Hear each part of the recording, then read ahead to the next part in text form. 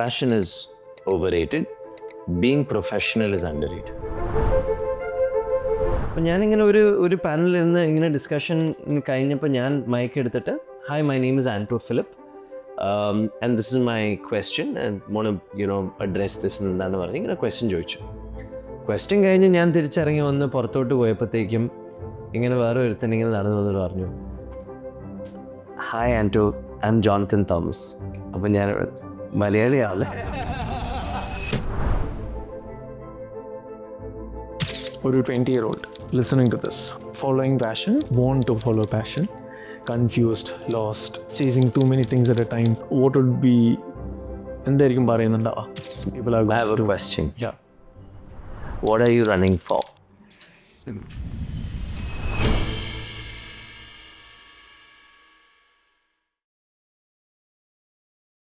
So yeah, thank you so much for being here. കുറേ എന്നത്തെ പറഞ്ഞ പോലെ തന്നെ ഐ മീൻ കുറേ വർഷമായിട്ടുള്ളൊരു ആഗ്രഹമാണ് ഈ ഒരു കോൺവെർസേഷൻ നടക്കണം എന്നുള്ളത്. And thankfully today is the day that we are having it. So ഞാൻ എൻ്റെ ഒരു ക്ലാസിക് ക്വസ്റ്റ്യൻ വെച്ചിട്ട് സ്റ്റാർട്ട് ചെയ്യാണ്. I ask this as a first question to everybody. നമുക്ക് പല ലേബിൾസും പല ഡെസിഗ്നേഷൻസും പല ടാഗ്സും നമ്മൾ കൊടുക്കലുണ്ട്. If you keep all of that aside and a way to define yourself in say 3 words or 3 sentences, എങ്ങനെയായിരിക്കും ചെയ്യുന്നതാ? So, introduce you in 3 words, 3 sentences, what would it be? ഏത് ലാംഗ്വേജിലാണ് ഞാൻ സംസാരിക്കുന്നത്? മലയാളത്തിൽ ആണോ? Full Malayalam? Mix can have. Mix can happen, okay. So yeah, I think if I had to introduce myself in a couple of lines, I think at the core ഞാനൊരു ഒരു story ടെല്ലറാണ്. I just believe in good stories. എൻ്റെ ഒരു very close friend, his name is Raghav, he used to tell me, and to live the best story you can tell. So that inspired me. I think ever from when I was a kid, daddy മമ്മിയും ചേച്ചിയും ഞങ്ങളൊക്കെ വീട്ടിൽ വന്നിരിക്കുമ്പം I think ആ dinner ടേബിളിൽ ഞങ്ങൾക്ക് ഉണ്ടാകുന്ന കോൺവെർസേഷൻസും ഞങ്ങളുടെ അന്നത്തെ ദിവസത്തെ നടന്ന കാര്യങ്ങളെക്കുറിച്ചൊക്കെ പറയുന്ന കഥകളും, I think that's what made life more meaningful and colorful for me. So for me, I think, how do I be present, be in the moment, really look at the tiny details. ഈ ചെറിയ ചെറിയ കാര്യങ്ങൾ notice ചെയ്ത് അതിൻ്റെ അകത്തുനിന്ന് നമുക്ക് കിട്ടുന്ന ഒരു സന്തോഷമുണ്ടല്ലോ, ആ ജോയിനെ ക്യാപ്ചർ ചെയ്ത് അതിന് വേർഡ്സ് കൊടുക്കുക എന്നുള്ളതാണ്. That's the way I have told stories. So I think I'd love to be telling stories my entire life. ഞാൻ എന്തൊക്കെ ചെയ്തിട്ടുണ്ടെന്ന് പറഞ്ഞാലും അതിപ്പോൾ ഏത് റോൾ പ്ലേ ചെയ്തെന്ന് പറഞ്ഞാലും I think I would have been telling stories in all those roles. As a CEO, I'll be telling stories. As a festival director, I'll be telling stories. As a music video director, I'll be telling stories. As a wedding planner, I'll be telling stories. It doesn't matter. As a father, I'll be telling stories. As a brother, I'll be telling stories. So I think a way to find life for the person that I am is to connect to the stories that I like to tell, or I get to be present to be a part of. So അങ്ങനെ അതാണ് I'm just a storyteller എന്നുള്ളതിലായിരിക്കും define ചെയ്യുക. That's mostly the best version of me. Okay, nice. ഞാൻ I think ഞാനും നമുക്ക് ഉണ്ടല്ലോ, നമുക്കൊരു perception ഉണ്ടല്ലേ, that also in that way I have conceptualise that you are trying to tell the world the way you see it എന്നുള്ളത് തന്നെയാണ്. ഇപ്പം content ആയാലും വെദർ ഇറ്റ് ഹിസ് എന്താ പറയുക, നമ്മുടെ അവതാർസ് യൂസ് ചെയ്തിട്ടുള്ള whatever it is, it was all about showing the world the way that you see it. And with details. കാരണം dialogues ആയാലും that is what I have found. ഇപ്പോൾ let's say you were born and brought up in Bangalore, right? And people know you as a creator and maybe as ഒരു under 25 say founder CEO എന്നുള്ളതിലൊക്കെ ആയിട്ട് അറിയാം. If അതിൻ്റെ ഒരു ബാക്കിലേക്ക് പോവാണെന്ന് വെച്ചോ, into the time where you were a boy, right? Who would I meet? Like what is that Anto, and what shaped you the most as a child or as a kid, if you were to go back? സത്യം പറഞ്ഞാൽ as A child you know I think എൻ്റെ പള്ളിയും എൻ്റെ സ്കൂളും തൊട്ടപ്പുറത്ത് ഇപ്പുറത്തായിരുന്നു. ഞാനിപ്പം വീട്ടിൽ നിന്ന് ഇറങ്ങി, സോ ഞാൻ ബാംഗ്ലൂരിൽ SG പാളയം എന്ന് പറഞ്ഞ ഒരു സ്ഥലത്താണ് ജനിച്ചു വളർന്നത്. So it can be call mini Kerala. And SG Palaya. SG Palaya, I am from the United Kingdom of SG Palaya, you know. So it's the most beautiful place in Bangalore according to me. It is filled with so much life and energy. It has Christ University, Christ School. Christ has a school. Ambur biryani. നല്ല Ambur കിട്ടാത്തൊന്ന്. SG Palaya എല്ലാം കിട്ടും. I made a video about this. I've always said SG Palaya എല്ലാം കിട്ടും. And you will not feel like you're away from Kerala. I think growing up, see, it's very common. ഞാൻ സ്കൂളിലൊക്കെ പഠിക്കുന്ന സമയത്ത് ഇപ്പോൾ ആരെങ്കിലുമൊക്കെ വന്ന് so Anto, you know, where are you from? ഞാൻ എപ്പോഴും പറയുന്നത് I'm a Bangalorean, you know, I am from Bangalore. Because you don't want people to, you know, judge you. ആ സമയത്ത് ഒരു ചെറിയൊരു ഫിയർ ഉണ്ട് നമുക്ക്. അവർ നമ്മളെ നോക്കിയിട്ട് മലയാളിയാണോ, how you have an accent, how come you don't have an accent, മലയാളികൾ എങ്ങനെയാ. So you sort of think that being a Bangalorean is cooler than being a Malayali, right? Like it's an identity that you build for yourself. But I think very early on, I think I give the credit to my parents. They made me fall in love with my culture. അതിപ്പം പള്ളി പോകുന്നതാണെങ്കിലും അവിടെ പോയിട്ട് അവിടുത്തെ ആൾക്കാരോട് ചില്ല് ചെയ്യുന്നതാണെങ്കിലും, പിന്നെ പള്ളി cent Thomas church എന്ന് പറഞ്ഞ ചർച്ചിനാണ് ഞാൻ പോയത്. So it's bang opposite my house. Christ school is right next door. Christ university is right there. That whole area, ഞാൻ താമസിക്കുന്ന SG പാളയം എന്ന് പറഞ്ഞ സ്ഥലം is filled with students. It's filled with the youth energy. So ഇപ്പം നമ്മളിപ്പോൾ പുറത്തിറങ്ങി നടന്നു കഴിഞ്ഞാൽ you just see students. It's like ഒരുമാതിരി മണിപ്പാലിൽ പോകുന്ന, അല്ലെങ്കിൽ ബോസ്റ്റണിൽ ഹാർവേഡിൻ്റെ ഒരു യുനോ സ്ക്വയറിൽ പോയി കഴിഞ്ഞാൽ അവിടെ you can just see students sitting. SG Palaya is that. It's filled with student energy and filled with PGs, filled with hostels, filled with other young people. So me as a young boy, I just fell in love with, like, you know, the spirit of being young. ഒരു energy ഉണ്ടല്ലോ, നമ്മൾ അങ്ങോട്ട് പോകുമ്പോൾ നമ്മൾ വീട്ടിൽ നിന്ന് ഇറങ്ങിയാൽ തന്നെ നമുക്കത് ഫീൽ ചെയ്യാൻ പറ്റും. So my Mammikutty was the first one in Bangalore to start a PG, paying guest accommodation at the time, even before anybody started in that area. Not in Bangalore, maybe at least in SG Palaya, she was definitely one of the first ones. So I grew up around, my dad was in the Gulf, my mom was is a nurse, and my sister and I were young, optimistic, very energetic children.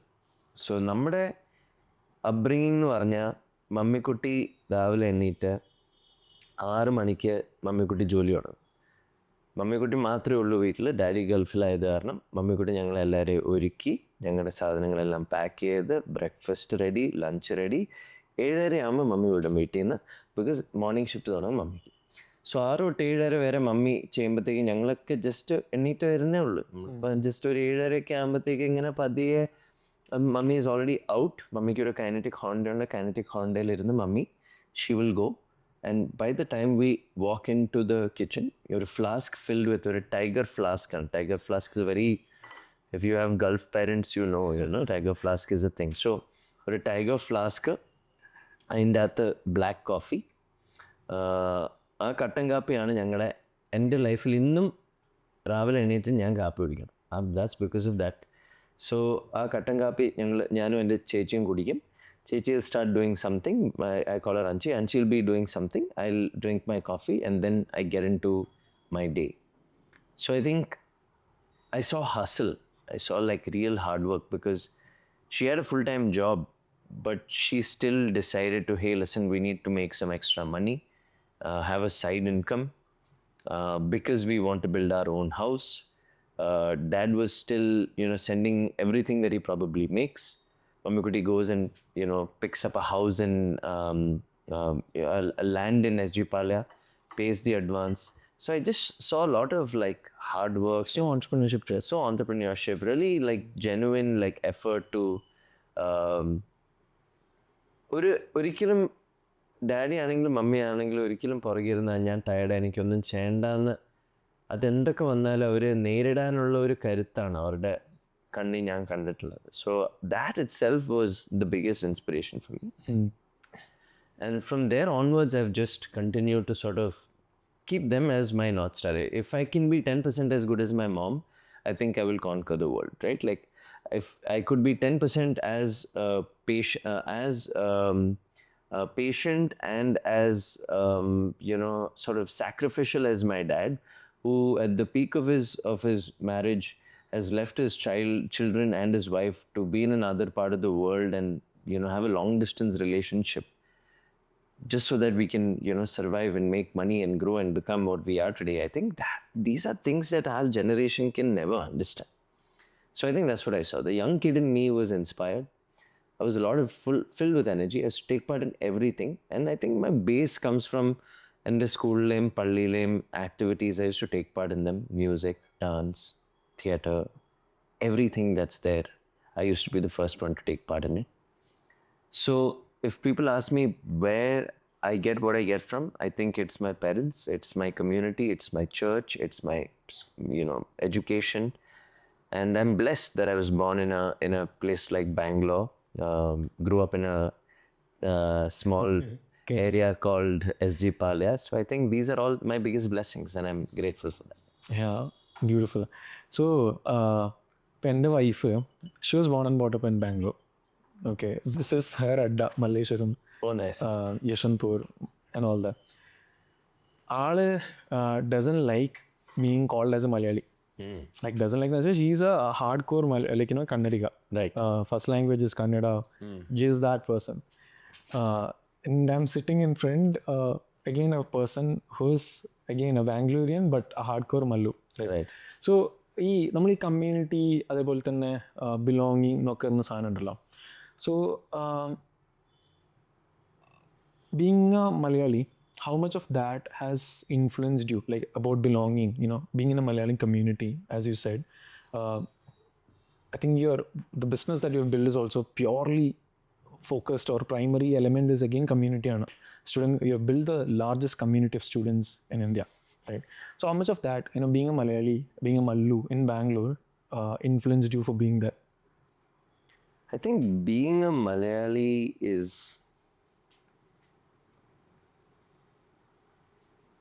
a unique opportunity, right? Because there is so much to every culture in the world.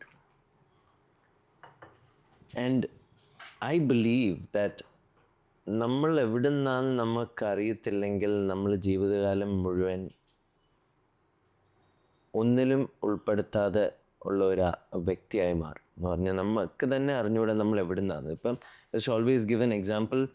ഒരു banana ട്രീൻ്റെ leaf ഉണ്ടായി വന്നേ പിന്നെ, so ഇപ്പം ഞാനൊരു banana ലീഫാന്ന് വെച്ചു, ഞാൻ ഉണ്ടായി വന്നു and I M in the world. I can't wake up every day and tell, hey, I am a banyan tree. No matter how many times as a banana leaf I say I'm a banyan tree or a banyan leaf or a root of the banyan tree, I will never be that, no matter what. So I think it's very important to embrace your roots. It has nothing to do with being a Malayali. It has everything to do with whoever you are. It can be, Kannadiga, it could be whichever part of India, whichever culture, whichever tradition, doesn't matter. In my case, I have my unique reality of being a Malayali. And being a Malayali has its own can of awesome, beautiful things. From its culture, its traditions, the way your parents will be talking to you, the way, the stereotypes exist, the way that, we will have, red rice bellies, the way we will have, our varelitta Coconut oil, the way we will have our ketamine producer, the way we'll have our movies, the way we'll have Lalat and drop a dialogue, the way we'll have Shobna Man give her, best look that will melt our heart. Like, there are things that is so mild. So, and I should be the one owning it. as a member of this community, as being blessed with being having this unique opportunity of being a Malayali. അല്ലാതെ അപ്പുറത്തോട്ട് നോക്കിയിട്ടോ അവർ നല്ലതാ അല്ലെങ്കിൽ ഇപ്പുറത്തോട്ട് നോക്കിയിട്ട് ഇവരെ പോലെ അല്ലല്ലോ ഞാനെന്ന് പറഞ്ഞിട്ട് ഒരു കാര്യമില്ല. ബിക്കോസ് ഒന്നും മാറ്റാൻ പോകുന്നില്ല. സോ നമുക്ക് നമ്മുടേതായ കുറേ കുറവുകളും ഉണ്ട്. നമുക്ക് നല്ല കാര്യങ്ങൾ മാത്രം അതെല്ലാ കമ്മ്യൂണിറ്റിക്കും ഉള്ള ഒരു സംഭവമാണ്. Like? We will have our own mindsets. We will have our own way of saying that, you should get married at this, time. I mean, everyone has different ways. You should get married this time. This is how you have to do it. You should have a kid after this time. പിന്നെ ഇപ്പം എൻ്റെ ചേച്ചിക്ക് ഞാൻ കണ്ടിട്ടുള്ള കാര്യം എന്ന് പറഞ്ഞാൽ, ഇത്രയും പ്രായത്തിൽ കല്യാണം കഴിച്ചില്ലെങ്കിൽ ആൾക്കാർ എന്ത് വിചാരിക്കും, ശോശാമ ചേട്ടത്തിയുടെ കാര്യങ്ങൾ, വർഗീസ് ചേട്ടൻ്റെ കാര്യങ്ങൾ, ചപ്പാത്തി ബിജു അത് പറഞ്ഞു, മറ്റേ പുള്ളി ഇത് പറഞ്ഞു. പിന്നെ ഈ ആൾക്കാരുടെ പരദോഷണവും ഈ അങ്ങോട്ടും ഇങ്ങോട്ടുമുള്ള സംസാരങ്ങളും, പിന്നെ അവർ നമ്മളെക്കുറിച്ച് പറയുന്ന ഈ വെയിറ്റ് കൂടിയാലുള്ള പ്രശ്നം, വെയിറ്റ് കുറഞ്ഞാലുള്ള പ്രശ്നം, ലുക്ക് കൂടിയാലുള്ള പ്രശ്നം, ലുക്ക് കുറഞ്ഞാൽ ഇതൊക്കെ നമുക്കുള്ള നമ്മുടേതായ പ്രശ്നങ്ങളാണ്.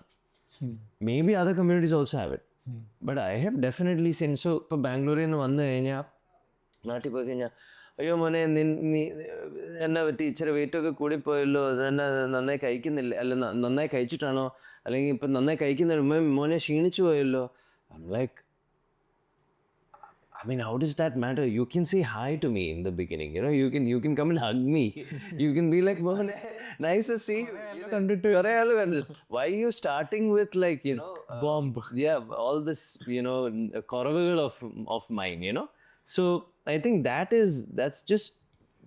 those are things that also are a part of our community, because I don't think people come from a negative place when they're saying that. It's just how we are. That's just the nature of our life. It's like people are so equally,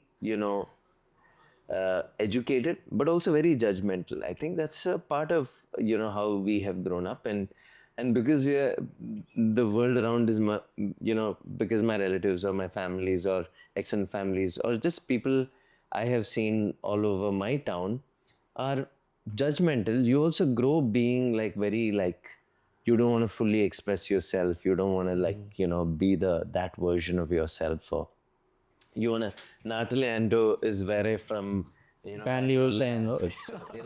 so, but I think as you grow older and you sort of start becoming a fuller person with a well-developed mindset, you start accepting all the things, the good, the bad, and the ugly. You start understanding that you are part of all that. You also have a little bit of judgmental nature in you. You also have a little bit of the same problems that you're complaining about. You also suddenly looking at a person and you're thinking the same thoughts that some other. So then you start understanding, okay, cool. I don't think it's a cultural thing. It's that your upbringing makes you start seeing the world a certain way. And I have, genuinely tried to show the rest of the world as a Malayali that this is why I am proud of being a Malayali. Because I love my films, I love my music, I love my culture, I love my stories, I love my land, I love the beauty of my land, I love all of that.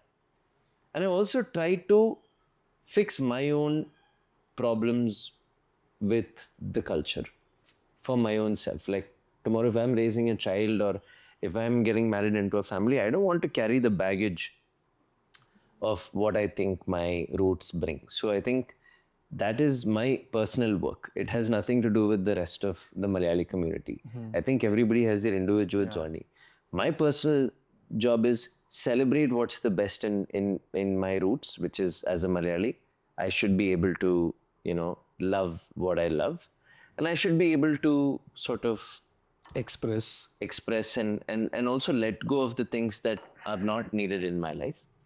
And dad and mom, even to sit with them and learn from them. Sometimes ഞാൻ ഇങ്ങനെ ഇരുന്ന് ചോദിക്കും, പണ്ട് കാലത്ത് ഇങ്ങനെയായിരുന്നോ അങ്ങനെയായിരുന്നോ, അതെങ്ങനെയാണ് നിങ്ങൾ ഈ സാധനം ഉണ്ടാക്കിയ, നമ്മുടെ ഈ ഫുഡിന് നമുക്ക് ഈ ഫ്ലേവർ എങ്ങനെയാണ് വന്നത്. സോ ദീൽ ഹാവ് അതിങ്ങനെ അവിടെ പോയ സമയത്ത് ഞങ്ങൾ ഇങ്ങനെ കൊണ്ടുവന്ന് അങ്ങനെ നടന്ന്, അപ്പം അമ്മച്ചി ഇങ്ങനെ വന്ന് ഇത് ചെയ്തപ്പം നമ്മളെല്ലാവരും കണ്ടുപിടിച്ചു, അല്ലെങ്കിൽ ആ അങ്കിൾ മാത്രം വരുന്ന സമയത്ത് ആ പുള്ളിക്കാരൻ പറഞ്ഞു തന്ന ഒരു recipe. So I M like everything is so many layers of of tradition and love and all of that. But I don't think we even sit to talk about these things. Very true. So I try to bring those. മുന്നേ നാട്ടില് നമ്മളിങ്ങനെ പുറത്തുനിന്ന് നാട്ടിലേക്ക് വരുമല്ലോ, ഞാൻ സൗദിയിലായിരുന്നു. നാട്ടിലേക്ക് വരുന്ന സമയത്ത് we use to get to hear these stories. അതായത് അവിടെ ഇങ്ങനെ കുളിയൻ വന്നു, ഇവിടെ ശ്മശാനം, ആ സംഭവം. മുന്നേ നമ്മൾ സ്കൂളിൽ ഇങ്ങനെയായിരുന്നു പൊക്കോണ്ടുണ്ടായിരുന്നത്, ഇത്ര നടക്കണം, നമ്മൾ അവിടെ പോകുമ്പോൾ നമുക്ക് ഇന്നൊരു മാങ്ങ കിട്ടും, ആ മാങ്ങ കിട്ടാൻ അതായത് സോ മെനി സാധനങ്ങൾ കിട്ടുമായിരുന്നു. പക്ഷേ ഇന്നിപ്പോൾ നാട്ടിൽ പോയി കഴിഞ്ഞാൽ അത് കേൾക്കാനില്ല. ലൈക്ക് അന്ന് മുന്നേ ഐ തിങ്ക് 7th സ്റ്റാൻഡേർഡിൽ ഞാൻ അവിടെ പോയിട്ട് ഞാൻ വാശി പിടിച്ചിട്ട് എനിക്ക് നാട്ടിൽ പോകണം, ഞാൻ നാട്ടിൽ പഠിച്ചോളാം, ഞാൻ നാട്ടിൽ നിന്നോളാം എന്നിട്ട് വന്നോളാം. കാരണം ഞാൻ വെക്കേഷൻ വന്ന സമയത്ത് ഞാൻ ആദ്യമായിട്ട് എൻ്റെ ലൈഫിലൊരു പശുവിനെ കാണാം. എന്നിട്ട് ഞാൻ ഉപ്പാടെ വീട്ടിൽ പോയിട്ട് പശു ഇട്ട് പശു അങ്ങനെ പറയാണ്. എന്നിട്ട് ഐ എം സീയിങ് ലൈക്ക് തെങ്ങ് പിള്ളേർ കത്തി എടുത്തിട്ട് എറിഞ്ഞിട്ട് തെങ്ങിന് കൊള്ളിക്കുക. So these are like curious things. കാരണം നമ്മളിത് കാണുന്നില്ല. നമ്മളിങ്ങനെ ഫ്ലാറ്റിൽ നിന്ന് ഇറങ്ങുന്നു, താഴെ ഞാൻ അതിനും കളിക്കുന്നു, വീട്ടിൽ വരുന്നു. This is all I am seeing. ഇവിടെ വരുമ്പോഴാണ് like okay there are so many type of people, പല ആംഗിളിൽ നിന്നുള്ള ആൾക്കാർ, പല സ്മെൽസ്. ആദ്യമായിട്ട് നമ്മളിങ്ങനെ ക്ലാസ്സിലൊക്കെ പോയിരിക്കുന്ന സമയത്ത് ബാക്കിൽ നമ്മളിങ്ങനെ പെൺകുട്ടികൾ വന്നിട്ട് ബാക്കിലിരിക്കുമല്ലോ, നമുക്ക് ഈ കോക്കനട്ടിൻ്റെ സ്മെൽ, അതായത് തലയിൽ എണ്ണ വെച്ചിട്ട് തന്നെ സ്മെല്ല് കിട്ടും. പാചകമൊക്കെ ഭയങ്കര ബുദ്ധിമുട്ടായിരുന്നു. കാരണം വെച്ച് കഴിഞ്ഞാൽ നമുക്ക് ഇത് സ്മെല്ല് ചെയ്തിട്ടുള്ള പരിചയമില്ല. Because we R around like so many other people and we have never like it's like fully വേറെ എന്തെങ്കിലുമൊക്കെ ആർട്ടിഫിഷ്യൽ സ്മെൽസ് ആയിരിക്കും. ഇവിടെ വരുമ്പോഴാണ് നമ്മൾ അറിയണം ഓക്കെ ഇങ്ങനത്തെ സംഭവം ഉണ്ടല്ലേ, നമ്മുടെ ഫുഡ് ഇങ്ങനെയാണല്ലേ, പിന്നെ നമുക്ക് ഇവിടെ പോയിട്ട് കളിക്കാം, മണ്ണി കളിക്കാം, അതാക്കാം, കുറേ സംഭവങ്ങളുണ്ട്. Another thing that I really like about Malayalis is the way they എന്താ പറയുക, they are for each other, they will be there for each other. For example ഇപ്പം ബാംഗ്ലൂരിനെ എടുക്കുകയാണെന്നുണ്ടെങ്കിൽ മലയാളിയാണോ എന്ന് ചോദിച്ചിട്ട് നമ്മൾ ആരെടുത്ത് വേണമെന്നുണ്ടെങ്കിലും സംസാരിക്കാം. അറ്റ് ദ സെയിം ടൈം നമ്മൾ ഏത് ഭാഗത്ത് എവിടെ പോയി കഴിഞ്ഞാൽ I speaking to my cousin, he came from UK for a marriage. പക്ഷേ അവിടെ എങ്ങനെയാണ് ഏതോ ഒരു വെരി ഇൻസൈഡ് പാർട്ടിലാണ് വർക്ക് ചെയ്യണത്. എങ്ങനെയാ സെറ്റാ എന്താ ഒരു 10-15 ഫാമിലീസ് ഉണ്ട്, ഞങ്ങളെല്ലാ വീക്കെൻഡ്സും അടിപൊളിയാണ്, and we are there for each other. The make sure that it's home, it's like home for each other. അത് ലോകത്തിൻ്റെ ഏത് പാർട്ടിലാണെന്നുണ്ടെങ്കിലും മലയാളിയാണോ നമ്മുടെ ഇറസ്പെക്റ്റീവ് ഓഫ് നാട്ടിലെവിടെയാണ്, നാട്ടിൽ വന്നാൽ ചിലപ്പോൾ നാട്ടിൽ നമ്മൾ അടിപൊളി ആയിരിക്കും അത് എന്നൊക്കെ പറഞ്ഞിട്ട്, പക്ഷെ നമ്മൾ എവിടെയാണെന്നുണ്ടെങ്കിലും മേക്ക് ഷുവർ ദാറ്റ് എന്തെങ്കിലും വന്നതിനെല്ലാം അവിടെ ഉണ്ട്. And something that I seen, I don't know if I very generalistic ആണെന്നറിയില്ല, but mostly only in Malayalis, the way that we stay for each other, being it help ആണെന്നുണ്ടെങ്കിലും അതെല്ലാം കാരണം വേറെ കമ്മ്യൂണിറ്റീസ് ഇതൊക്കെ കാണുമായിരിക്കും. പക്ഷെ ഒരു പ്രത്യേകതര ഒരുമയുണ്ട് നമ്മുടെ ആൾക്കാർക്ക്. നമ്മൾ പുറത്ത് കാണുമ്പോൾ ഇച്ചുകൊണ്ട് ഒരുമ വരുള്ളൂ, നാട്ടിൽ കാണുമ്പോൾ അത്രയും ഇവനോ ഇവൻ എന്തിനാ ഒക്കെ ഇവിടെ വന്നവനാരാ അവൻ്റെ ജാടാണല്ലോ, വെളുത്ത കണ്ണാടിയൊക്കെ ഇട്ടുകൊണ്ട് വന്നേക്കും, അവൻ ബാംഗ്ലൂരിൽ നിന്നാന്ന് തോന്നുന്നു. ബാംഗ്ലൂർ ഫാഷനാ. ഇവിടെ വന്ന് പിള്ളേരൊക്കെ മാറ്റി നിർത്തി തരാം, അവരെ ഇൻഫ്ലുവൻസ് ചെയ്യുന്നൊക്കെ പറയും. ബട്ട് ഐ തിങ്ക് ഒരുമ എന്ന് പറഞ്ഞ ഒരു സംഭവം, I think that is a big thing. അതിപ്പം ഇവിടെ ഈ ഇടയ്ക്ക് ഇന്നലെ ഞാൻ എൻ്റെ ഒരു ഫ്രണ്ടിനെ US നിന്ന് ഒരു ഫ്രണ്ട് വന്ന്, ഫ്രണ്ട് ഇവിടെ വന്ന് എന്നെ മീറ്റ് ചെയ്യുക. അപ്പം ഫ്രണ്ട് ഒരു പുതിയ കമ്പനിയൊക്കെ തുടങ്ങുക. അപ്പം ആൾക്കാർ ഞങ്ങളുടെ ടേബിളിൽ ഞങ്ങൾ 10 പേരിരുന്ന് 6 പേരിരുന്ന് സംസാരിക്കുന്ന സമയത്ത് അവർ ചോദിച്ചു, Anto how did you meet Jonathan എന്നിങ്ങനെ ചോദിച്ചു. അപ്പം അപ്പോഴാണ് ഞങ്ങൾ പറയുന്നത്, സോ ഞാൻ US ഇപ്പം 125 ബിൽഡ് ചെയ്തുകൊണ്ടിരുന്ന സമയത്ത് US ഒരു വിഡ്കോൺ എന്ന് പറഞ്ഞൊരു കോൺഫറൻസിന് പോയായിരുന്നു. സോ ഞാൻ അവിടെ പോയപ്പം അവിടെ കുറേ എൻ്റെ ക്രിയേറ്റീവ് ഫ്രണ്ട്സ് ഉണ്ടായിരുന്നു. പക്ഷെ അതല്ലാതെ I was invited and I went there and I was attending this massive conference, Anaheim, California. I've entered middle class Malayali boy, completely filled with dreams, and with the second or third time that I was going to the US at that time. അപ്പോൾ ഞാനവിടെ ചെന്ന ഉടനെ എനിക്കവിടെ ആരെയും അറിയത്തില്ല, I don't have a lot of money in that conference. ഞാൻ അവിടെ ചെന്ന ക്രിയേറ്റേഴ്സൊക്കെ അവരുടേതായ കാര്യങ്ങളിൽ പോകുന്നു. ഞാനിങ്ങനെ കോൺഫറൻസ് അറ്റൻഡ് ചെയ്തുകൊണ്ടിരിക്കുന്ന സമയം നമുക്ക് ഒരാഗ്രഹം ഉണ്ടായിരുന്നു, ആരെങ്കിലും കൂടെ ഉണ്ടായിരുന്നെങ്കിൽ it would have been nice. അപ്പം ഞാനിങ്ങനെ ഒരു പാനലിൽ നിന്ന് ഇങ്ങനെ ഡിസ്കഷൻ കഴിഞ്ഞപ്പോൾ ഞാൻ മൈക്ക് എടുത്തിട്ട്, hi my name is Anto Philip, and this is my question and want to address this എന്നാണ് പറഞ്ഞ് ഇങ്ങനെ ക്വസ്റ്റ്യൻ ചോദിച്ചു. ക്വസ്റ്റ്യൻ കഴിഞ്ഞ് ഞാൻ തിരിച്ചിറങ്ങി വന്ന് പുറത്തോട്ട് പോയപ്പോഴത്തേക്കും ഇങ്ങനെ വേറെ ഒരുത്തൻ ഇങ്ങനെ നടന്നു വന്നിട്ട് പറഞ്ഞു, hi Anto, I M ജോണത്തൻ Thomas. അപ്പം ഞാൻ മലയാളിയാണ്. And then, at that very moment, I knew I had made a friend, you know. And that same person, that Jonathan, I've been in touch and we've been friends, and I'm meeting him after 10 years. He's back in Bangalore for a visit, and we are having conversation. അതൊന്നും നോക്കി നോക്കിയേ അപ്പം അവൻ ആ കോൺഫറൻസിൽ more than 100,000 people കാണും. പക്ഷെ എൻ്റെ ആ ക്വസ്റ്റ്യൻ, എൻ്റെ പേര് കേട്ട ഉടനെ വേറെ വരും, എവിടെയെങ്കിലും കാണും, ലോകത്തിൻ്റെ ഏത് കോർണറിൽ പോയാലും ഒരു മലയാളി അവിടെ ഉണ്ടാവും. And that Malayali will recognise you and they will become your source of hope and love and connection.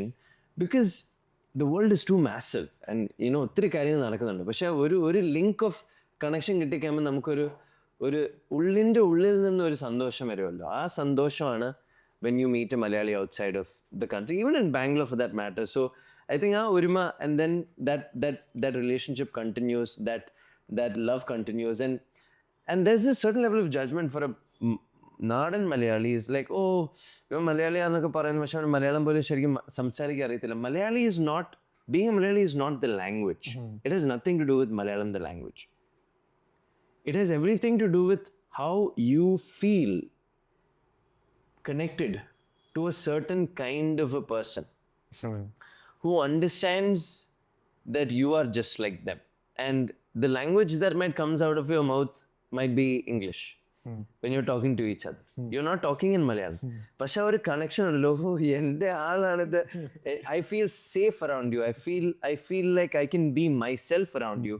I feel not judged around you. I feel that I can You'll understand me. Yeah, I can hold this moment without feeling like I'm not I don't belong. I'm an outsider. Yeah, I'm an outsider. ആ ഒരു feeling ഉണ്ട്. US-ലൊക്കെ ആയിരിക്കുമ്പോൾ നമുക്ക് ചിലപ്പം ഒരു സ്റ്റാർബക്സിലൊക്കെ പോയി കഴിഞ്ഞാൽ അവർ so ഒക്കെ കോഫി ഡ്യൂ എന്നൊക്കെ പറഞ്ഞ് ഇങ്ങനെ പതറി നിൽക്കുക. നമുക്ക് ആ 2 സെക്കൻഡിൽ 3 ആൾക്കാർ പുറകിലും ഈ പുള്ളിക്കാരൻ അല്ലെങ്കിൽ ഒരു പുള്ളിക്കാരൻ നമ്മുടെ അടുത്ത് ഇങ്ങനെ ചോദിക്കുന്നു, നമുക്ക് എന്താ പറയണതെന്ന് പോലും അറിയത്തില്ല. സോ ബ്ലാക്ക് കോഫി, അമേരിക്കാനോ എന്താ സാധനം, യു വോണ്ട് ഹാഫ് ആൻ ഹാഫോ, അതെന്താ സാധനം, we don't know, we are so intimidated at that moment. But the fact that moments like these, when a person from there who's a Malayali who just recognizes you, it's just like, oh my God, I don't have to like perform. I don't have to act like I know I'm a big deal here, or I don't know the language, or I think that belonging is what a Malayali brings. So I think that our Urima is not just there outside India. I think it's there in a Bangalore, in a Delhi, in a Bombay. And I think when I started creating content around, my love for Malayalis, I spoke fully in English. Lots of people connected. And lots of people were like, who is this fake Malayali, right? Like, he can't speak Malayalam the way that we would like for him to speak Malayalam. But he's also like weirdly like making sense, because all of what he's saying is very relatable to us. And I think that's a great place to be, because you being a Malayali, like I said, is not about the language Malayalam. It's about the roots, the culture, the tradition, the good, the bad, and the ugly of being a Malayali. And I think that is what you get to see in any part of the world. The minute there are times, like I would be at a big set working on a project, and I'd see from a corner, I can see a guy, and that guy's a Malayali. I just look at him and be like, Aliya, on the sort there, ella set aaki vechekka. 1 second set ആയി.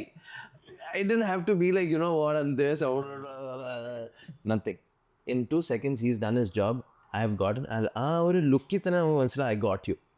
ആ ഒരു സംഭവം വേറെ ഒരിടത്തും കിട്ടത്തില്ല. So I think that's what being a Malayali is. I think I wish ആ same സംഭവം നമ്മുടെ നാട്ടിലും കിട്ടിയെന്നുള്ള. കാരണം വെച്ചാൽ what I felt is, കേരളത്തിൻ്റെ പുറത്തെ ആ സാധനം എനിക്ക് കണ്ടിട്ടുള്ളൂ ഓൺ എ ലാർജ് സ്കെയിൽ. ഇപ്പം നാട്ടിൽ may be it's just okay, everybody is A Malayali എന്നുള്ളതുകൊണ്ട് നമ്മൾ മുറ്റത്തെ മുല്ലേക്ക് മണമില്ല എന്ന് പറയുന്ന പോലെ നമ്മൾ ചിലപ്പം അങ്ങനെ എടുക്കണമായിരിക്കാം. പക്ഷേ പുറത്ത് വരുന്ന സമയത്ത് just that maybe we are homesick and we miss that, and we connect that. It's like, oh, finally. Yeah, exactly. And I think that's what I believe. We have a lot of potential, and we are a community of incredible people. But in Nadan Malayali versus Maranadan, today, according to me, a Maranadan Malayali is more Malayali than a Nadan Malayali. And this is a hot take. Yeah. I used And Onam is celebrated with 100 times more energy in the rest of the world than in Kerala. Not that people don't celebrate it in Kerala, but just walk into this Malayalam Sangam in the US or go to Dubai or go to Oman, you will see people planning it for 3 months, 5 months, almost spend a whole year just making sure that they show up for this one festival called Onam in the best way possible. and the anticipation. And the excitement. My sister gave birth to a child, my niece, and her first thing would be, how do I dress up my child for Onam? Right? Like, because that's the beauty of it, right? Like, Christmas is not our festival. Onam is. Yeah. Right? Some other festival is not a festival. Onam is. How are we showing up for it? And that's why I say a Maranalam Malayali is a lot more in love with its culture. Obviously, because it's distant. So you want to feel home. You want to feel connected. You want to feel belonged. And my request to Nadan Malayali is, let them be, let them have fun. Don't judge it. Don't be like, oh, നിങ്ങൾക്ക് എന്തറിയാ, നിങ്ങൾ നാട്ടിൽ വന്നിട്ടില്ല, നിങ്ങളത് കണ്ടിട്ടില്ല, അത് കണ്ടിട്ടില്ല, ഇത് ചെയ്തിട്ടില്ല, അവിടെ ഇത് ചെയ്ത്. Let each person have their own version of being a Malayali. Right? Like, why force-fit one version? Yeah, I think ഉത്സവങ്ങളിലൂടെ മാത്രമേ ഇനി പുറത്ത് നടക്കാനുള്ളൂ, ബാക്കിയൊക്കെ നടക്കുന്നുണ്ട്. I used to say, basically the best place to conduct your marriage is basically to go to UAE or UK or Canada and do it. കാരണം നാട്ടിലുള്ളതിനേക്കാളും റിലേറ്റീവ്സും friends ഇപ്പോൾ എല്ലാവരും അവിടെയാണ്. ഏറ്റവും കൂടുതൽ ഐ മീൻ പരിപാടികളായാലും ഗാദറിങ്സ് ആയാലും എല്ലാം നടക്കുന്നത് അവിടെയാണ്. It's great. ഞാൻ ചെറിയൊരു ഡൈവേഴ്ഷൻ എടുക്കുന്നു. Okay, from being A Malayali. You did a whole TED talk on എന്താ പറയുക, passion being misunderstood. Yeah. Right. Why do you say so? കാരണം അതിൽ you told about your story of when all your friends went in to take jobs and എന്താ പറയുക, you went on to follow your passion and you didn't know what that meant, and eventually you realized, okay, this is what it is and all that. So what is that? What does that mean? It's very simple. Passion's overrated. Passion is very fun. What is underrated? Passion is overrated. Being professional is underrated, which means discipline, showing up every day, consistency, just doing whatever it is. It could be the most boring thing in the world, but if you're committed to it, to doing it in the long term, that is very, very, very powerful. Passion is more of a concept where, oh, I'm passionate about this. It's very like distant. It's very like it's not tangible. It doesn't have any tangible results. So what I mean by passion is overrated, and why I said passion Is misunderstood. is passion always is, oh, what's your passion? What are you passionate about? What's your passion? What do you want to do in your life? I think as a student, when you are in college, you don't know what you're passionate about. You are passionate about 100 things. I think the fact that people ask you to choose one passion, that is where you're being misunderstood. You cannot choose one passion. Because passion is a broad spectrum. Passion is the acceptance of trying 100 things and 99 things you don't want to do.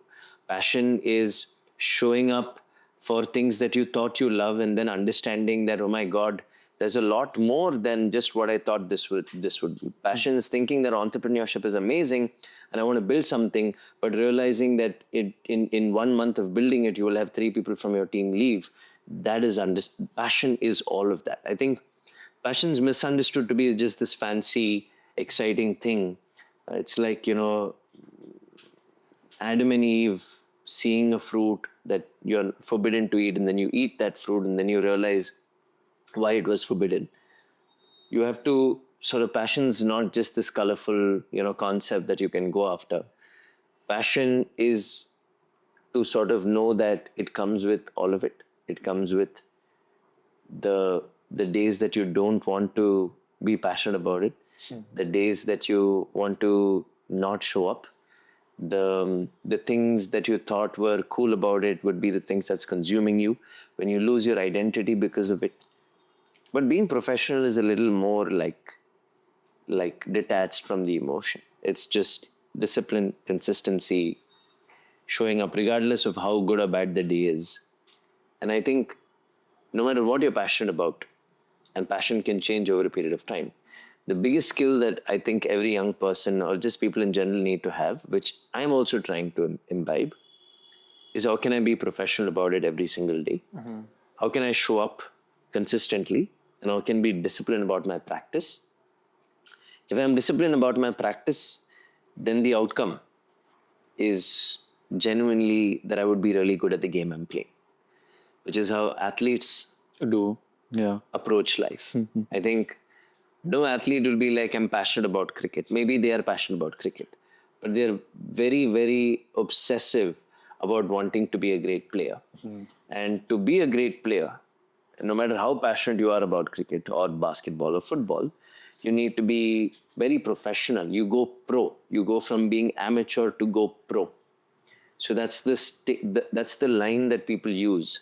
So are you an amateur athlete or a pro athlete? What's a pro athlete? I'm a professional athlete.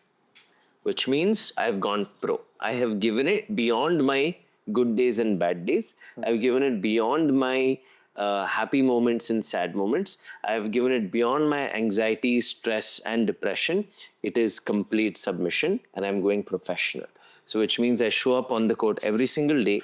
I show up consistently, and I show up because I want to be the best player in the game. So, I think that is kind of underrated. I think that should be also equally celebrated, and that obsession is everything. Yeah, I think the way I used to, like I used to think also again, passion, people think that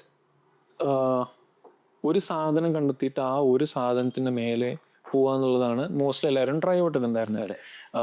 ഞാൻ നേരത്തെ പറഞ്ഞാണെങ്കിൽ like I use to be like 100 interest, 100 different things I want to try, and always backലേക്ക് വരും thinking, okay, I'm not good at that, I'm worthless. People used to say, yes, you're not stable, you're a very unstable person, and that used to haunt me like anything. പക്ഷേ I think later in life, one thing that I've found out, initially like ഞാൻ ടീമൊക്കെ build ചെയ്യുന്ന സമയത്ത് I used to ask what are you passionate about എന്നുള്ളത് ചോദിക്കായിരുന്നു. പിന്നെ I realized that is a very wrong question to ask. I don't know if you have thought this way.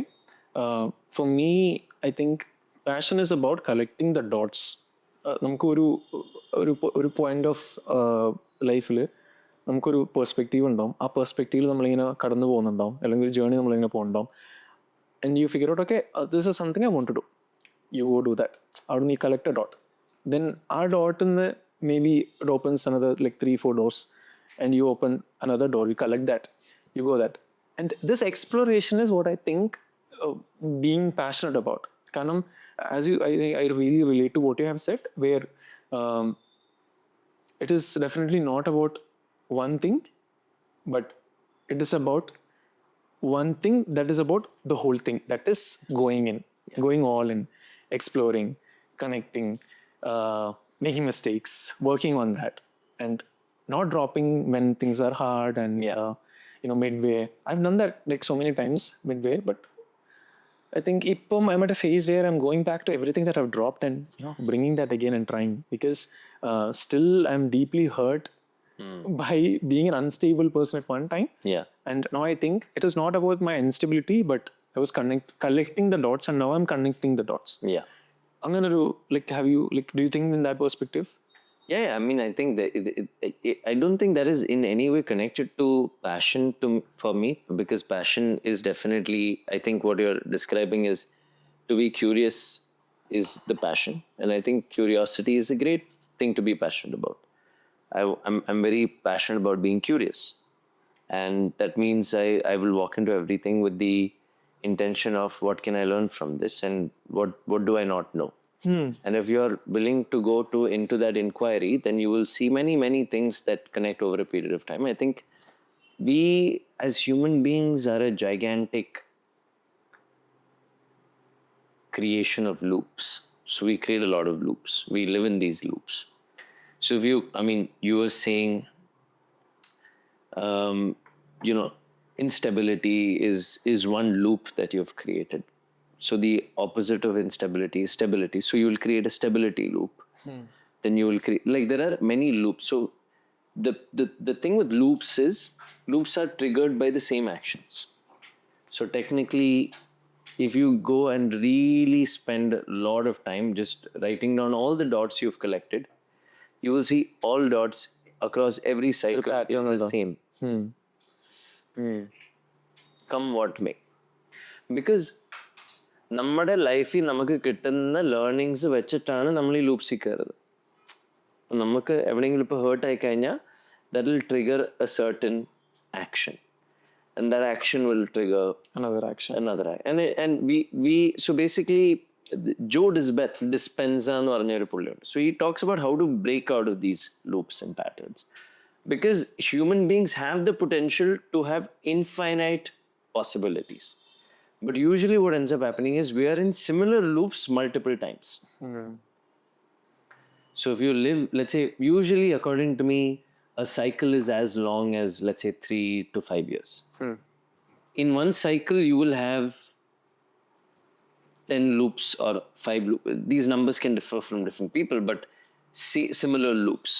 And then the cycle itself gets bigger. So basically, you might go from doing a small project, the same loops exist, you get the similar result. This project can get very big, but the similar loops will be running in that bigger cycle. So according to me, finding and connecting these dots should be to be able to see. I mean, if you go a little more deeper and you philosophize it a little more and like study yourself, you start seeing some parts of what your purpose is, or what you can be when you're at cause and not at effect. Usually when you're at effect, you're more hurt. So you, like for example, the self-destructive mentality would only come when you're hurt. But when you're enabled and empowered, you want to build more and create more, which all comes from, everybody has duality. For example, if I'm a creator, I'm also a destructor. The same person has these two powers. If I'm a maker, I'm also a breaker. If I'm a X, I'm also a Y, right? Like it is there in everybody. You have to, The dichotomy. the dichotomy is very, very present, and you need to, so what are you doing? And another thing that I believe in is, in a collateral beauty of everything, there is collateral damage. Sure. So no matter, like, I mean, there is collateral beauty in becoming a father, but there is collateral damage in becoming a father. There's collateral beauty in being single. There's collateral damage in being single. There's collateral beauty in being married, but there's collateral damage in being married. Like, everything in the world has these things. Sure. So there's no point. So every now and then when things happen to me, I try to see what is the beauty in it. Even the damaging things. So our brain keeps thinking only of the damage. It doesn't. Because it doesn't think of the beauty. So that's why people say, hey, Anto, your perspective, you romanticize things, you look at things differently, or you are positive, you're toxic positive, you are optimistic. And the absence also happens. Now I'm at a phase of life where I'm not able to see the optimism in things, where I'm not able to find hope. Because the same person that has this also will have this. It's not like you can only be this. So you keep dancing between the two, and I think passion in all this is it comes and goes. But if I can hold myself to being like a little more consistent and show up without letting these desires, dreams, passion sort of come in the way, then I feel like I'm playing something a little more long term. So I think passion was a lot more romanticized when I was younger.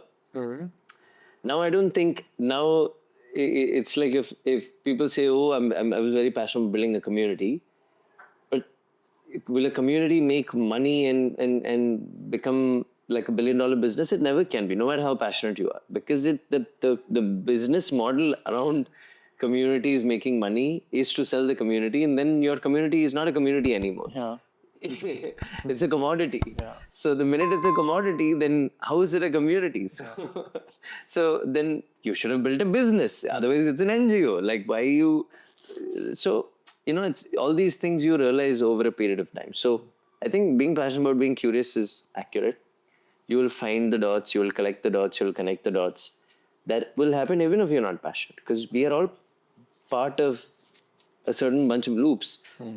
At least from a little bit of coaching and things that I've heard from my coaches, they say that, or they've allowed me to understand that all of these patterns and decisions that I make come from some, like, either deep wounds or deep successes that make me think that that's the way I can be successful. So it's called strong suits. Like, I wear these strong suits of being creative because I lack discipline. I wear a strong suit of being a speaker because I don't want to write. Like, whatever. Like, it's everything's a strong suit hiding some other. Like, I'm wearing these glasses to cover my sort of insecurity on how I look. Like, everything is in some way or the other a performance, trying to cover up something. Nice. Thank you. നമ്മൾ പാഷനെ സംസാരിക്കുന്ന സമയത്ത് you mentioned about the ugly and the bad, right? And ഒരു being an entrepreneur, I think 12 years you did, more than 12 years, Yeah. right? Under 25. Yes. 12 years is a long time, right? And people generally 12 വർഷമൊക്കെ ഒരു സാധനത്തിന് മേലെ work ചെയ്യാന്ന് വെച്ച് കഴിഞ്ഞാൽ Yeah. at the moment ഒരാളും they don't do it. They don't do it വെച്ചാൽ ചിന്തിക്കാൻ പറ്റൂല. Yeah. Because there is എന്താ പറയുക, it's again പറഞ്ഞ പോലെ തന്നെ it's a cycle of ups and downs and ups and ups and downs. ഇതാണ്. So what was your lowest point as a founder? That I'm asking from a POV of an entrepreneur, and again for people who are trying to be and are entrepreneurs. Like, what was your lowest point as a founder of under 25? As well as I think I've heard, I don't know if it's right or not, there were like lot of there was a point where sponsors പുള്ളോട്ട് ചെയ്യുന്നു, ആയിട്ടുള്ള സംഭവം ഉണ്ടായിരുന്നു, മറ്റുള്ള സാധനം കേട്ടിട്ടുണ്ടായിരുന്നു. So yeah, I mean, the lowest point at under 25 would have been, what would be my lowest point?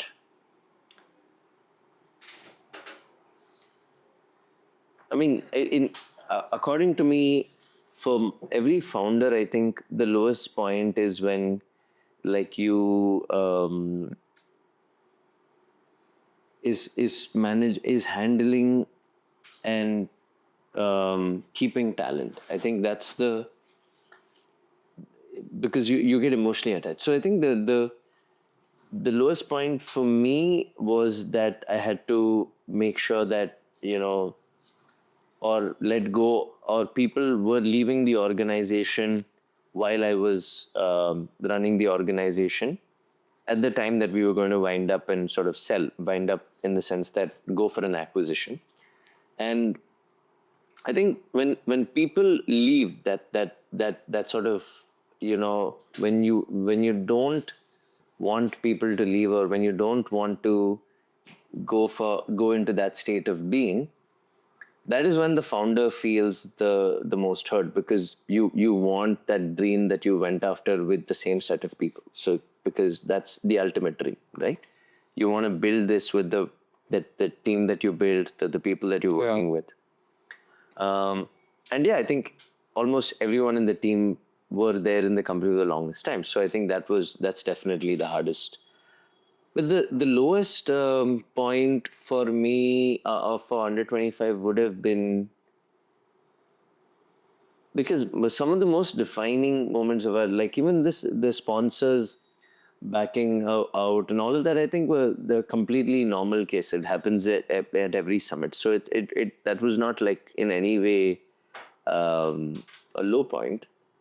But I think, the lowest point would have been when one of the moments that I had was when we removed the venue, and we had to change the entire production. When one of the people that was working for production wasn't able to take on the project, or said that I don't want to take on the project, I had to sort of find someone else to do it immediately.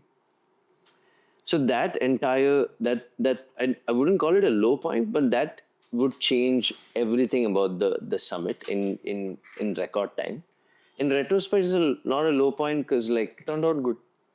turned out good. More than anything else, it's challenges like that make you as a founder. Like you go through fire to be able to Walk through it. yeah, it is everything, right? Like, and then that decision led to many other good and bad things, which is the venue was fine, but then it was too big, the heat was crazy, you can't manage, there's no network, so you can't talk to people. It gets into a whole different dimension of chaos. But there was something beautiful about everyone coming together and making that happen. So I think we wanted to get acquired because either we raise more money or we find a great partner to take the company to the next level. And at the time after the 2023 summit, we decided, I think it's the best for us to and Unemployed was a very powerful community that it would find great partners. But one of my investors and partners at the time, and still was Vijay from Collective and Dhruv.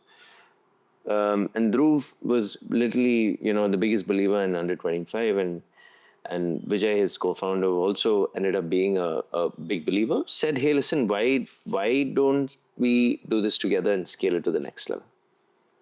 And at that time, I'd already spent 12 years. I wanted to find the next phase of my life. I also wanted for everyone in the team and everybody who's working on it to have their own sort of, journeys and figure out what they want to do next. So it felt like a right in between. So that moment when I had to sort of really make that decision, let go of the company, but also do it because you want. It's like a child of yours going to college, but not going to college in the same city. But then, as a parent, you have no idea how this child is going to live. I think that's the kind of pain that I went through. And then eventually to completely let go of the child. Like you don't have any ownership of the child. So I think that's what happened. And I think those moments are definitely, I would like to say, is hard. You go through letting go, you go through identity crisis. You don't know who you are if you're not the founder and CEO of a company. But also, like I said, the beauty in it was I could step out of that one role that I was playing for 12 years. I could find more of me. I went back into my dream and passion of wanting to direct films and telling stories. So yeah, the good side was also on the other side when I went through that pain. Yeah, and I think being a founder is again, order dichotomy is being vulnerable and being strong. Yeah, Both are there. equally. Yeah. So, of 12 years, I think you've led a team to multiple summits, events, and production and stuff. So, again, how do you balance, especially from a team point of view, managing a team point of view? Yeah. How do you manage being vulnerable and being strong for the team? I don't think that I thought too much, right? Like whatever naturally came to me at each of these points. I think as a founder, obviously I was a first time founder. I've made a lot of right decisions, made a lot of wrong decisions. I think when I made very bad decisions and if it affected the team, I would try to sort of accept it, acknowledge it, try to do better. But whatever said and done, Are you afraid of being wrong? I would, I think, justify when I was wrong. But I think over a period of time, I realized that there is no point in it. You just embrace. If you're wrong, you're wrong. If you made a wrong decision, you made a wrong decision. And if you're being judged for it, if you're being called out for it, so be it, right? Like I think that's the moment. And then there were times that I've gone through that, and there are times that I've also accepted that okay, some of the things that I want to do better, I will learn through this process as a founder, as a leader, that I will make sure that I make that effort from the mistakes I've made, or from the things that people have told me, or from the inner work that I would do to become a better leader. So I think leadership is a lot more than just making decisions, being right, and running a team. I think it's about having the grace to accept things that are unpleasant, to stand To embrace everything. to embrace everything. And that's a whole phase. and it happens in different stages over 12 years. I've seen many episodes of being right, wrong, vulnerable, strong, happy, sad, all of that. But if you're really obsessed about wanting to do something, you will go past all of this, because people come, people go, summits come, summits go, but you have to stand there, you have to keep doing it. And I think that's the harder part. You spoke about like അത് നമ്മൾ റീബേർത്ത്സിനെ കുറിച്ചിട്ടും നമ്മൾ വീണ്ടും നമ്മളെ find ചെയ്യുന്നതിനെ കുറിച്ചൊക്കെ ആയിട്ട് I've seen that you spoke. In this journey, as you said, as an artist ആയാലും as a founder ആയാലും as Anto ആയാലും എത്ര പ്രാവശ്യം that you had to rebuild yourself? How many times had Anto died? And how many times had that you've been reborn as Anto? I think the honest answer is almost every day, because every day you're battling, all your self-doubts, your fears, your anxieties. അതിപ്പം എല്ലാ ദിവസവും രാവിലെ എണീക്കുമ്പം അല്ലെങ്കിൽ നമ്മൾ ഒന്നിരുന്ന് ചിന്തിക്കുന്ന സമയത്ത് നമുക്ക് തോന്നുന്നു, നമ്മളല്ലല്ലോ, ഞാനിങ്ങനെ അല്ലല്ലോ, ഇതാണോ എനിക്ക് വേണ്ടത്, ഈ സാധനം ഇപ്പോൾ ചെയ്ത് കഴിഞ്ഞാൽ ഇതാണോ എൻ്റെ ultimate dream, is this what I want to achieve? So I think rebuilding is a definite everyday process. Rebirth, I think broadly, every identity that I give myself, I feel like I have to be reborn, because I'm not just that one identity. So ഏത് സമയത്തും ഒരാൾ ഒരു ഐഡൻറ്റിറ്റിയിൽ മാത്രം exist ചെയ്യുവാണെങ്കിൽ ആ identity എപ്പോഴും it will die. It has to die, because you are not just one thing. According to me, you are more than just one thing. So as a musician, I have built and run a band called Atma. We still are around. I don't play with the band, but Atma is around. 125 is another thing that I've built and run. It's still running. I'm not around. So there are so many things like this, just like Atma and under 25, and TBH is a property I ran on Instagram, which is still around, which is popular. People still recognize me from that content. So there are so many things that I have done and been a part of, that all identities have someone who relates to their identity. But I am not just that identity. People might know me as one or the other thing, and different people connect to different identities. But I feel like I've had to rebuild and be reborn every time I want to be more than just one thing. I think അത് ഒരുപാട് ആൾക്കാർക്ക് ഉള്ള ഒരു പ്രശ്നമാണ്. I think നമ്മൾ we are so many things at so many places. നമ്മളെല്ലായിടത്തും different ആണ് എന്നുള്ളൊരു സാധനം. And I think even people take you in a wrong way also, because നമ്മൾ ഒരു സ്ഥലത്ത് ഒരു രീതിയിൽ ബിഹേവ് ചെയ്യുമ്പോൾ വേറൊരു സ്ഥലത്ത് വേറെ രീതിയിൽ ബിഹേവ് ചെയ്യുന്ന സമയത്തും people think that you're like a fake person, and you have like dual personality, triple personality and stuff. So how is it to be different in different places and different with different people? Yeah, I don't think I am different in different places and different people. I think I will be the same, but the role you play might be different. Like I don't think there is a possibility of being different in different places, because if you are, then you cannot do the thing you want to do. It's too hard to keep performing. So at the end of the day, you have to just drop the performance. നമ്മൾ എത്ര perform ചെയ്യാൻ try ചെയ്താലും നമ്മളുടെ ഉള്ളിൻ്റെ ഉള്ളിൽ എന്താണോ ആ സാധനമേ പുറത്ത് വരൂ. അതിപ്പോൾ ആരാണെങ്കിലും എന്താണ്. അപ്പം ആ പെർഫോമൻസ് ഡ്രോപ്പ് ചെയ്ത് നമ്മൾ എന്താണോ അത് അങ്ങനെ തന്നെ കാണിച്ചു കൊടുത്തു കഴിഞ്ഞാൽ ആൾക്കാരെ റിലേറ്റ്. See, ചെറുപ്രായത്തിൽ we want to impress. We are eager to impress. As we grow a little older, I hope that at least I have gone through that journey of, if you like me, you like me. If you don't like me, you don't like me. I'm not here to impress, but I'll be a kind, nice person. I shouldn't be an asshole, which I think is a character problem. Share different type of ഞാൻ ഇങ്ങനെ ആയിരിക്കും ഇവിടെ, ഞാൻ അങ്ങനെ ആയിരിക്കും അവിടെ. I think that's just a need to impress. It has nothing to do with personality. Beautiful.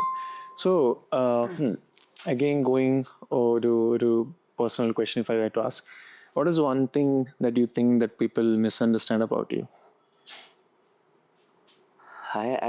We should ask people. Comment below and let us know what is the one thing that you misunderstand about me. But yeah, what do people misunderstand about me? What do you misunderstand about you? Yeah, maybe you misunderstand that I'm a people's person. So maybe I enjoy my time alone and not being. I'm not. I might come across as a very social person that wants to spend a lot of time and chill and be outside and all of that.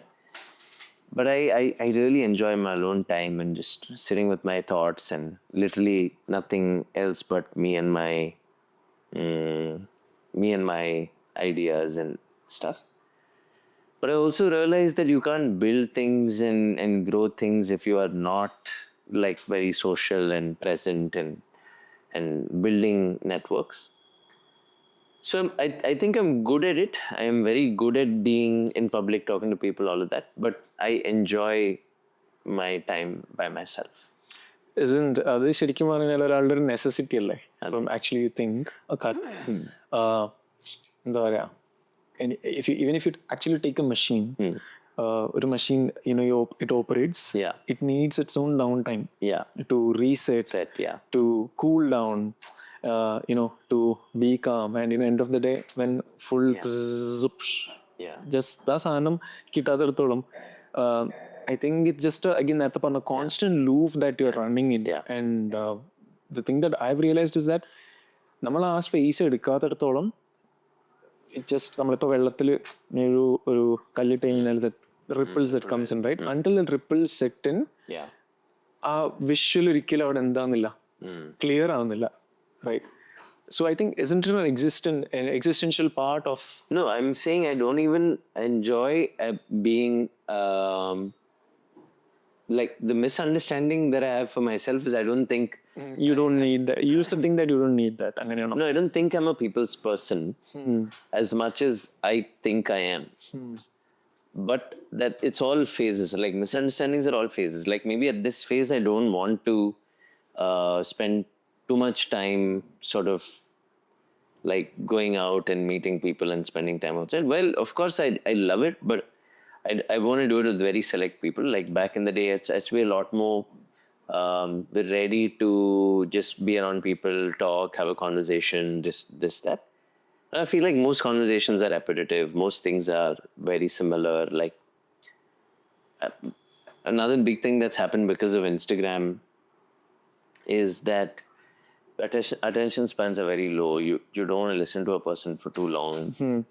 You don't want to talk for too long. Yeah. So many of these things. Like if anybody sends me a voice note, I put it on like 2x or 2.5x to finish it because I don't have the patience to listen to the whole thing. When I'm watching a video, I'm watching it on 2x. And when I'm like on Instagram, I'm going fast. So I think these are like just generational problems that the world is going to face. Is that we're going to become very impatient and we don't have attention for anything. Which is the same problem I think I have, but I also don't, which is why I don't want to. I want to spend time like with myself, or rather do nothing. Like I've been on like this crazy drive for the last 12 years that all that I want to do right now is take it very slow, very easy, like not like have an agenda. To get bored. To not have an agenda. Like today, so what's next, Anto? I had no idea. And I don't want to know also. Of course, ideas will come, thoughts are happening, 20 people will talk, you'll do this, I create content, brands will, all that's there. But I'm not letting myself like become anything. I'm just letting it be. Because that is also what I craved. It's only in the absence of not building something do I get this chance. So I want to use that unique opportunity I have of not being, having to run a team or do a morning meeting or like be easy on a Wednesday afternoon and like sleep till 10 a.m. some days, or all these are some strange guilty pleasures that I'm currently enjoying, which also makes you feel guilty. That's why it's called a guilty pleasure. And then you sort of try to reverse that and become very productive. So it's fine. I'm not thinking too much about oh, what next? How to change the world? So I think I'm trying to be very content and happy with who I am. എപ്പോഴെങ്കിലും ഇങ്ങനെ ചിന്തിച്ചിട്ടുണ്ടോ? Like now, as you said, like enjoying this guilty pleasure. Back in that phase where full-fledged ആയിട്ട് ഓടിക്കൊണ്ടിരിക്കുന്ന സമയത്ത്, ever thought that you have done this, taken slow, now when you look back, taken slow, ഇത് കുറച്ചും കൂടെ അന്ന് നോക്കിയിട്ടുണ്ടായിരുന്നെങ്കിൽ എന്നുള്ള സാധനം എപ്പോഴെങ്കിലും തോന്നിയിട്ടുണ്ടോ? Because I am asking from a point where ഇപ്പോൾ ഫോർ എക്സാമ്പിൾ ഞാനായാലും എൻ്റെ ഫൗണ്ടർ ആയാലും it is very difficult for us to take a day off. Yeah. And to basically say sit home on weekends. Yeah.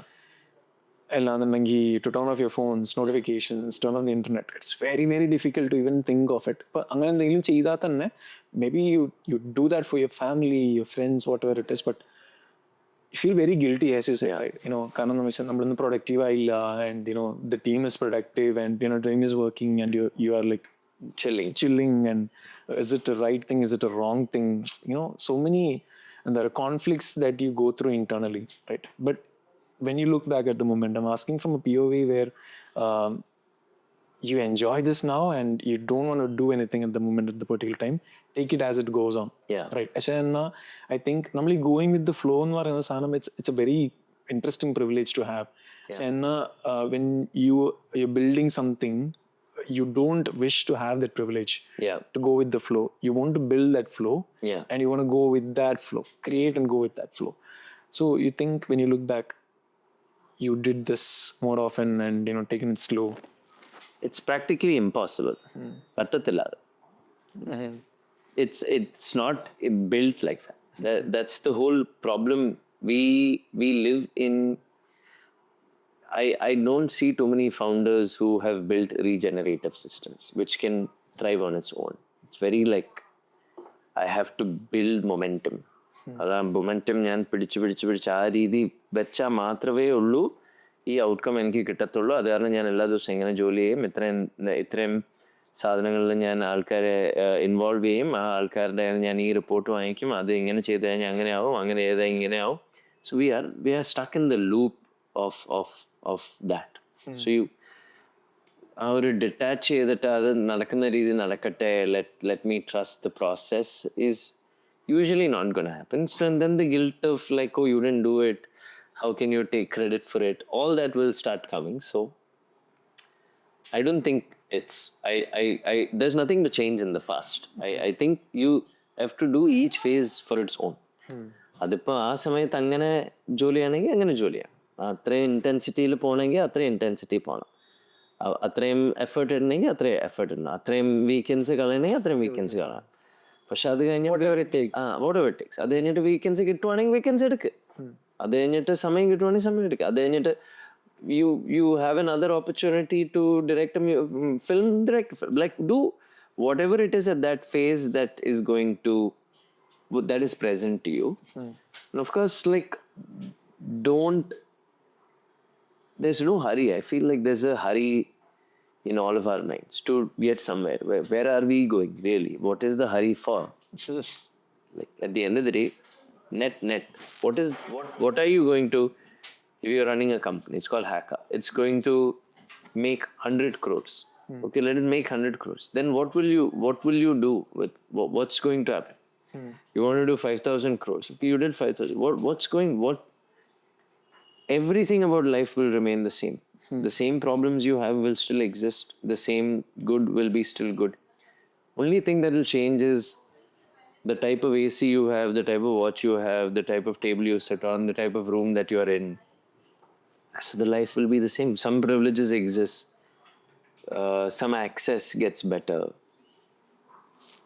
Marginal difference for a 10 crore guy, 100 crore guy, 5,000 crore guy is not too much. So money doesn't buy you too many privileges. It buys you privileges that the 10 crore guy will also have as much as the 5,000 crore guy. Like it's not ridiculously different. So money is maybe one reason why we're running. Second is validation, name, popularity, fame. How popular will you become? Sure. At any given point in time, no matter how popular you are, someone's more popular than you. So you're going to be like, holy shit, I'm not that big. So your insecurities will still be your insecurity. Oh my God, I have white hair. Oh my God, I have to go work out. Oh my God, my love handles are shown. All problem continue to exist. So what are we really running for? Right? Actually, I don't understand that. Like, what is it? If that is clear, maybe then whoever is running will have more reason. So I think in an athlete's case, it's very clear. You have a shelf life. You have to play the game, and you have a definite endpoint called championship. You have to be the best player. You have to win the game. It's as simple as that. But in this game, business, anything like whatever, fame, celebrity life, content, storytelling, it's either you do it for the love of the art, which means there is No vanity metrics. Nothing. Onnulla. you're just genuinely showing up because you love what you do, or you're doing it because of some ulterior motive. My only suggestion is, whatever the ulterior motive is, wear it on your sleeve. Tell people that that's what I'm doing it for. Otherwise, people will feel cheated. That's the problem. So, what are we all running for? That's the question that I'm also trying to answer. If I find a genuine reason to run for again, I will run. Running is not the problem, I think. But when you want to, if it's off-season time and you want to relax and then you want to just enjoy the small joys of life, you should enjoy that as well. I think that's why I get inspired by lives of athletes, because when they're intense, they're intense. When they are not on the court, they are not feeling guilty. Yeah, I think you're quoting something like a analogy about lion. Yeah. Lion, rest and there comes a phase and we hunt him. Like full proactive, then rest, then hunt, then rest, then hunt. Yeah. You're kind of in that. I mean, more than now, I want a more balanced life. I think when I was younger, How did you find balance? I haven't really found balance. I'm saying balance is an ongoing quest, right? Balanced life means from 20 to 30, all that I did was build one thing 100%. And that's fine. But you can't afford that when you have a wife, a life, a parent. So I changed my priority from validation, vanity, and reputation to health, wealth, and family. Sure.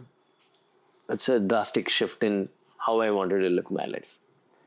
So I in my own ways, found validation, found vanity, found reputation. And I got validation, lost validation, got vanity, lost vanity, got reputation, lost reputation. So I think you get both sides of everything. So you're like, okay, I'm done with that phase. Now I want health, wealth, and family. Like, how can I be a healthier version, or how can I be a wealthier version, and how can I give back to the people who gave me everything, which is my parents and my wife and, whoever I consider to call my family. Beautiful. So, ഞാൻ ഒന്ന് again ബാക്കിലേക്ക് പോയിട്ട് I think like last couple of questions. Say ഒരു 20-year-old, right, listening to this, watching this, if എവിടെ വരെ made out ചെയ്തിട്ടുണ്ടെന്ന്, that is a crazy thing. Following passion or want to follow passion, confused, lost, chasing too many things at a time, what would be എന്തായിരിക്കും പറയുന്നുണ്ടാവുക? Do it. Whatever it is, do it. Just keep doing it, you'll find the answer. Don't listen to Rizwan, don't listen to Anto, don't listen to anybody. Because you have the right to listen to yourself, and that is the only thing you have to listen to, and you won't find an answer until you do it. So do it.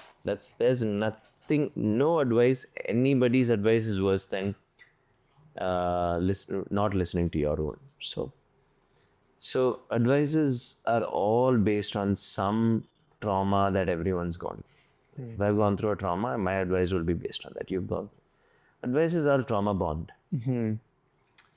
And trauma bound advice is always going to be telling you to fall into my trauma and not fall into that. Context is different. Context. So just do it. Find your own wins, find your own losses. Nothing in life is easy. Doing a job is not easy. Running a company is not easy. Sitting idle is not easy. All three are problematic.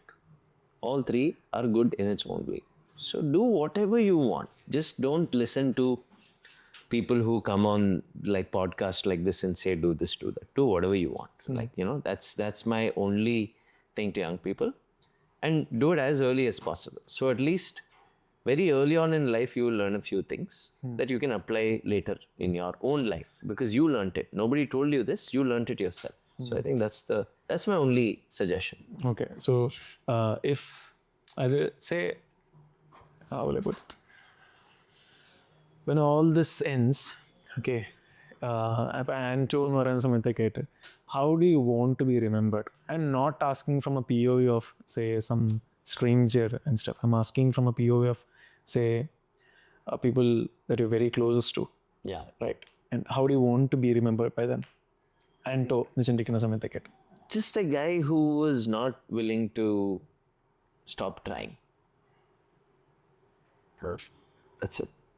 Just, whatever he wanted, he will do. He tried. And he kept. So all that I do, all that I want to know is I'm a person who just relentlessly tried. Some might be amazing, some might not be. Some might be biggest successes, some might not be. But did I try? I think that's the only thing I want to be remembered by myself and then the rest of the world. So, yeah. Beautiful. So, second last question. Again, a classic for everyone. I ask this. Imagine 8 billion people sitting in front of you. This is the stage. And I'm asking you, life in the പഠിച്ചിട്ടുള്ള 3 lessons, like life lessons that you have learned, not as an advice or something, but what are your 3 biggest takeaways from life for them? Do small things with great love. It takes a while until you learn to play like yourself. Listen to your heart more than you listen to the rest of the world. Wow. Okay. Last question. What is your realization from this conversation? That the coffee is really good. But my other realization is that so I genuinely tried to be honest and live or practice everything I was trying to say, right? Like even through this conversation. So I was not trying to perform or be right or, land a certain line or think, okay, if I say it this way, it'll go viral. I think to drop all of those things and just to be whatever the version that is showing up. I think that's also what I was trying to say through my conversation. If I didn't sort of be that, then everything that I said would be wrong. So I think that's what I tried to. So I learned that, being an honest, real, authentic, flawed version of yourself is always better than a perfect version. Yeah. This is basically the 100th episode of the Mallu Show. Nice. And ഇപ്പോൾ ഞാനിത് close ചെയ്യുന്നതെന്ന് വെച്ചാണെന്നുണ്ടെങ്കിൽ this is by far the best conversation that I've had on the show. Wow. Yeah. You're not just saying this, right? I'm not just saying this. Like, കാരണം I think he has seen me for 3 years now. Yeah, 3-4 years now. He's been there for all the recent shoots and everything. I've enjoyed a lot of conversations. പക്ഷേ I think maybe it's the coffee. I don't know. I definitely ate the coffee. Yeah. What did they put in it? Yeah. But I genuinely enjoyed, ഈ ഒരു സമയം, this reflection, the perspectives that we have discussed, the Anto that I have found. Like there is this conversation that we most of the time that go through, just that you should never try to get to know more about the people that you really like. But I'm really glad that I did this. Yeah. And I'm really looking forward to, having more conversations around various different things. So thank you so much for being here. I thoroughly enjoyed it, and I'm very sure people are I have a question. Yeah. What are you running for? Honest answer ആണോ അതോ you on a different point? It depends on what kind of show you're running. So if that's the thing, Yeah. I seriously don't know. Nice. I'm figuring it out. I've always been that way. I embrace myself as a seeker. At least I'm trying to do at the moment. Not been easy, but I'm trying to do, and I thoroughly enjoy that phase. There is no എന്താ പറയുക ഒരു particular area, particular agenda or something that I'm looking at the moment. I'm exploring every point of life that would make me a better person and that would help me be a better person. So that is all I'm at the moment going into, and yeah, I think I'm still figuring it out, and I want to be always like that. Never want to find out what I am actually going towards, so that I can thoroughly, always stay curious, find new things to do, and yeah, I think I'm in that phase of life. Maybe നാളെ മാറുമായിരിക്കും, വേറെ എന്തെങ്കിലും ആയിരിക്കും, but I'm fine with it. Nice. So that is what I'm. And why Kerala? Why Kerala? Why not Kerala? I mean, you could choose Bangalore, you could choose I've Saudi. been here. Yeah. I've been here. Okay. But I put forward I've seen my dad working his ass off as early as possible. Since I remember, he's been in Saudi, he's been working and never failed to provide or anything. But I've seen that struggle firsthand in front of my life. So since then, an outsider in a country, an immigrant in a country is always an immigrant. So I think somewhere I found myself in the grounds that I've played.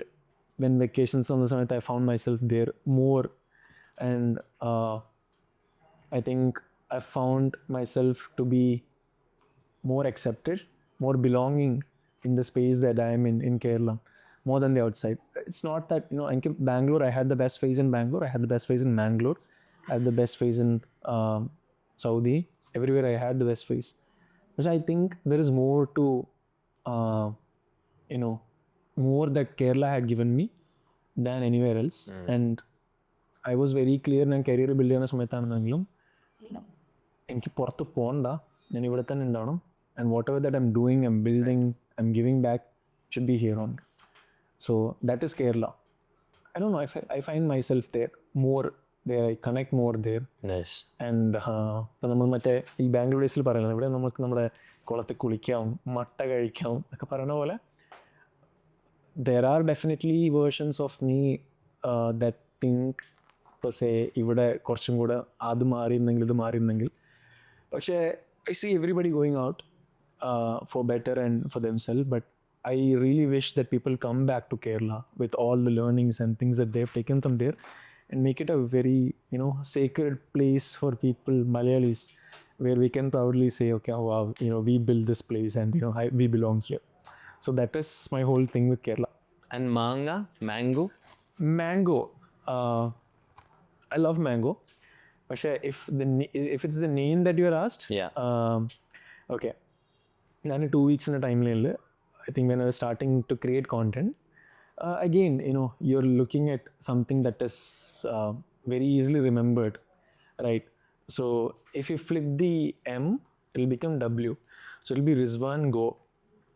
So it is a reminder like, okay, Rizwan, go, just go for it. I'm a big believer in, figuring it out. And I have this, my first TED talk, the topic was jump first, think second. So I'm always a big believer of believing in my gut and intuitions. So it's always just that, RizMango, RizMango. Just do it. Just go it. Just go for it. Don't think. Don't regret. Just take responsibility. Just live the life. So that's it. Wow. So there's a little cryptic name within the name. Yeah. RizMango. Also, it's a conversation starter, and I'm not a person who can easily have conversations. So mostly people, even for people also, when they come to DMs, it's difficult for them to start a conversation. They don't know what to ask. Yeah. Like, hi, and but generally, initially, people used to come, hey, just got curious, what is RizMango? Then we can start that Conversation. It's easy for them, it's easy for me. Yeah. So that also comes in there. Nice. So conversation Starter. Love that. Anyway, awesome. This has been fantastic. Thanks, man. Thank you. Really loved it. Totally enjoyed it. Give me. Yeah. See you soon. Yes. See you soon.